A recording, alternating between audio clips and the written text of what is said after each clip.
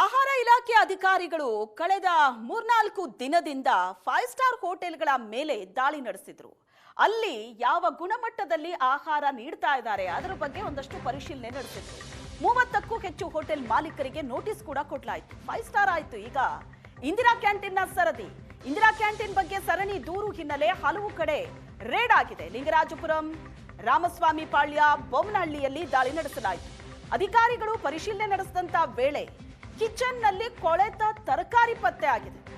ಬಾಕ್ಸ್ಗಳಲ್ಲಿ ಸೋರಿ ನಿಂತಿರುವ ಎಣ್ಣೆಯಲ್ಲಿ ಅಡುಗೆ ತಯಾರಿ ಮಾಡ್ತಾರೆ. ಅಧಿಕಾರಿಗಳ ದಾಳಿ ವೇಳೆ ಕೊಳಕಾಗಿ ಕಿಚನ್ ನಿರ್ವಹಣೆ ಮಾಡಿರೋದು ಪತ್ತೆ ಆಗಿದೆ. ದೊಡ್ಡ ದೊಡ್ಡ ಸ್ಟಾರ್ ಹೋಟೆಲ್ಗಳಲ್ಲೇ ಕೊಳೆತ ಮಾಂಸ, ತರಕಾರಿ, ಡೇಟ್ ಬಾರ್ ಆದ ಹಾಲು, ಮೊಸರು ಪತ್ತೆ ಆಯಿತು. ಇದು ಇಂದಿರಾ ಕ್ಯಾಂಟೀನ್. ಇಲ್ಲಿ ಕೂಡ ಕೊಳೆತ ತರಕಾರಿ ಪತ್ತೆ ಆಗಿದೆ. ಕಿಚನ್ನ ಪರಿಸ್ಥಿತಿ ಅಂತೂ ನೋಡೋದಲ್ಲ. ಕೊಳಕಾಗಿತ್ತು ಕಿಚನ್ನ ಸರಿಯಾಗಿ ನಿರ್ವಹಣೆ ಮಾಡಿಲ್ಲ. ಅಧಿಕಾರಿಗಳ ಗಮನಕ್ಕೆ ಬಂದಿದೆ. ಇಂದಿರಾ ಕ್ಯಾಂಟೀನ್ ಬಗ್ಗೆ ಸರಣಿ ದೂರು ಹಿನ್ನೆಲೆ ಹಲವು ಕಡೆ ರೇಡ್ ಮಾಡಿದ್ದಾರೆ.